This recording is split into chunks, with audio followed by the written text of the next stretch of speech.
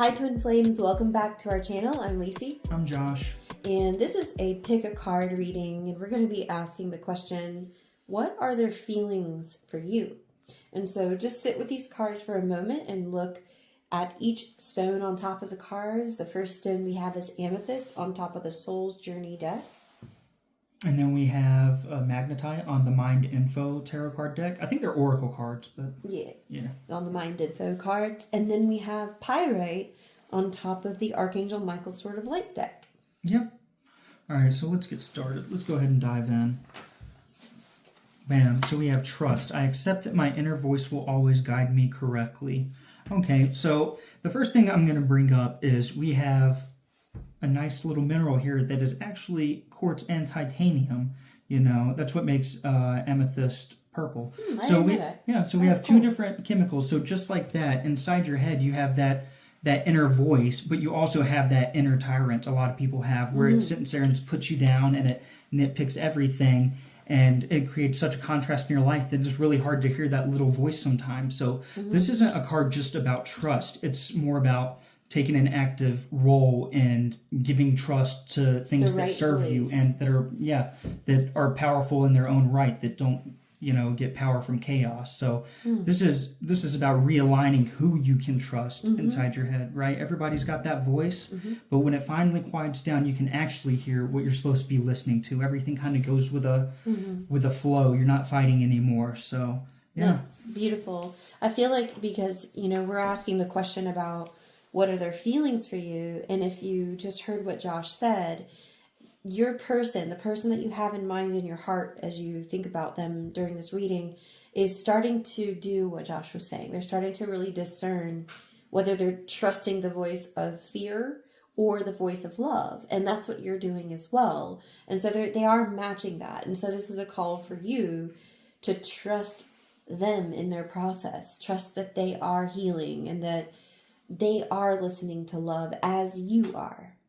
Yeah. Does that feel complete? I mean, I feel like it's there. I think it's about discernment of trust rather than just trust. It's you have to redefine your trust.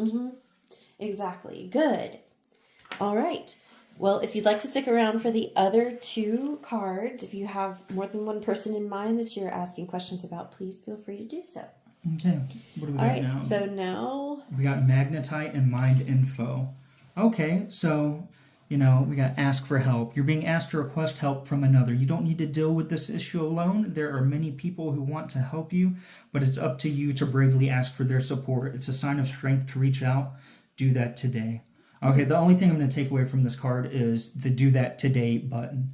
If this is something and you really want to ask for help, it's up to you to make the right choice and to take your time picking the right person to help you, right? You don't want to, the worst people in the world are those that sit there and try and offer this nasty idea of help that just takes away from you when you're already at your low. So it's telling you to I think this reading entirely is about discernment. It's about asking for help from the right avenue or the right place instead of just blindly asking for help. So don't do that today. Think today and make a plan to get some help for yourself, but don't shortchange yourself trying to rush into help and shooting yourself in the foot. That's really good advice. And about this person's feelings about you with regard to help, like there two things come up. The first, some of you, like your person is either reaching out energetically or they're reaching out literally to you to ask for your help. Right? So maybe some of you feel that call in your heart for, maybe it's your twin flame saying, please help me. Like I am now realizing that I need support and assistance. Or maybe they're not reaching out to you. Maybe they finally understand that whatever they've got going on, whether that's an addiction or whether that's like they can't get through in their finances, like they realize that they can't just do it on their own. And so they're having this realization. And they do want to be with you, but they really realize that they can't do it on their own. And so to kind of close this loop, this is about you as well, asking for help, right? So don't just expect your divine counterpart to be the only one to like go and ask for help, right? Yeah. Like you have to realize that if this is something that's coming up in them, then it's also true for you too. So like Josh was saying, you really have to go, and this is my litmus test. How do I know who can help me? Is I feel my feelings. And sometimes it's the person that challenges me the most, that actually makes me the most uncomfortable.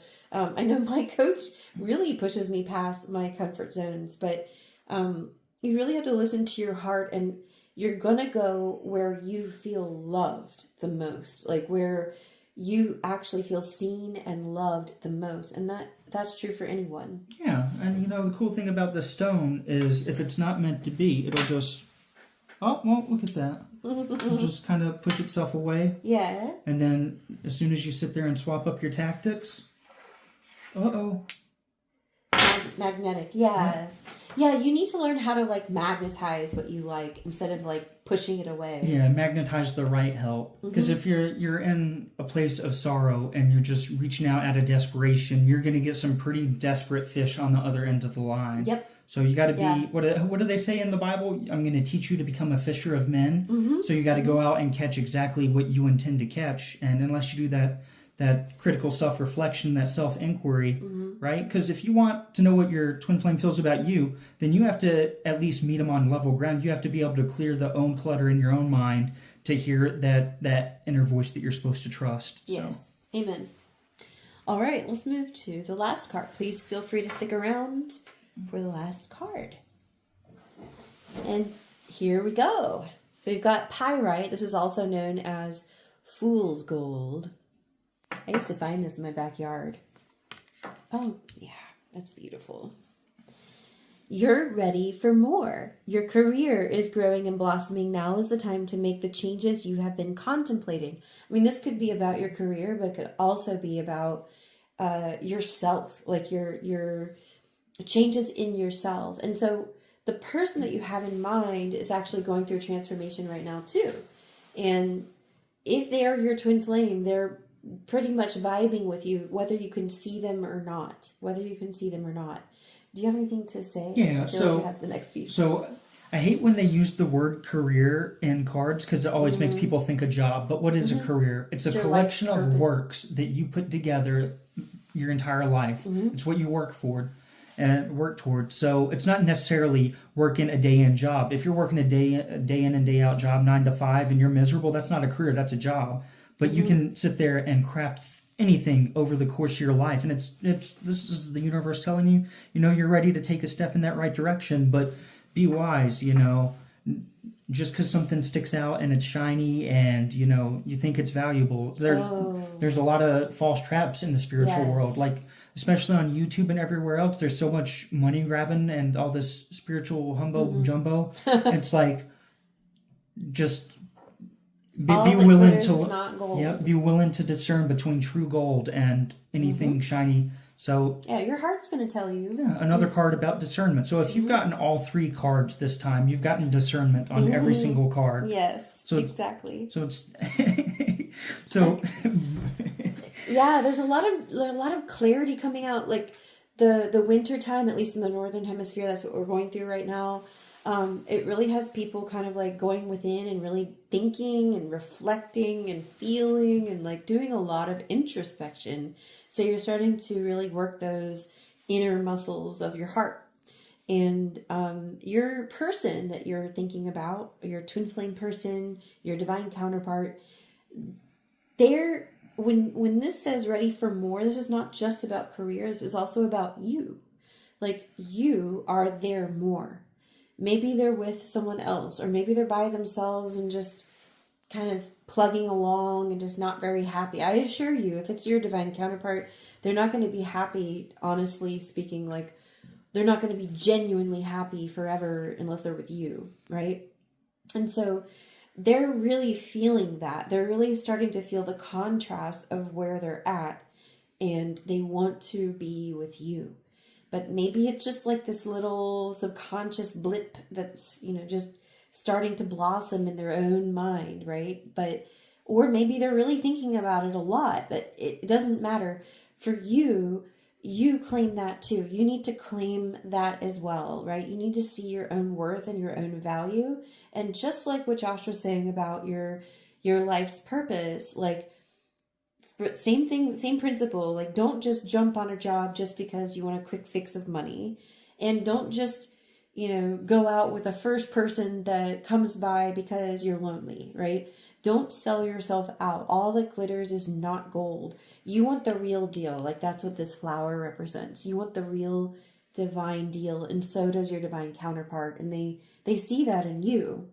So that feels really complete. Do you have anything else to add? Yeah, I mean, if they made it this far, just go check out the other cards. This thing feels like one comprehensive reading. Yeah, it does. If it's too much, you can just settle for a single card, but, I'm saying don't settle. Go back and check them all, because they kind of tie together into a bigger overarching message, They do. It's just taking a moral inventory, being honest with yourself, and, getting to know yourself. If you don't truly know yourself and you can't distinguish between the voice inside your head and your voice that comes from the heart, like the seat of the soul, then, what can you expect from anybody else? Right. But there's a way to tone that. Like, it is like a spiritual muscle, like your muscle of discernment. I practice an exercise called the mirror exercise. It does not require a mirror. And this exercise helps you to feel your vibrational feelings and go to the place where you might have an illusory thought or a false belief about yourself, and you restore that back to peace and then back to love.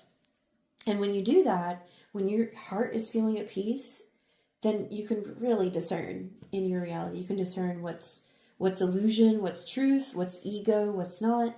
So if you want to learn about this exercise, I have lots of videos about it on my channel you can check out. So does that feel conclusive? Yep. Happy beginning of the year, guys. Yeah. Have a great week, and we'll see you in our next video. Bye-bye.